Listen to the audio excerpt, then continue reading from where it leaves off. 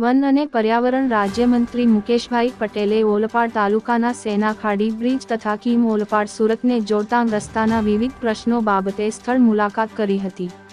પુલનું અંતિમ તબક્કાનું જે કાર્ય થઈ રહ્યું છે તેને ઝડપભેર પૂર્ણ કરવા મંત્રી મુકેશ પટેલે સંબંધિત અધિકારીઓને સૂચના આપી હતી.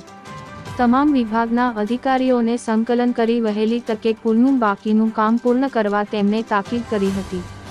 આ તકે સેનાખાડી બ્રિજનું નિરીક્ષણ કરી મંત્રીએ જણાવ્યું હતું કે ઓલપાડ બજારના ટ્રાફિકની સમસ્યાને ધ્યાને લઈ ઓલપાડ ટાઉનમાંથી બાયપાસ સ્કીમને સુરત સાથે જોડતા પુલનું સેનાખાડી પર નિર્માણ કરવામાં આવ્યું હતું.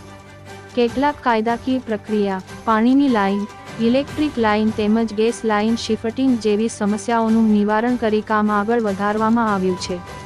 હાલ પૂરતું પુલ પર લાઇટ પોલ્સના સ્થાને હાઇમસ મૂકવામાં આવશે.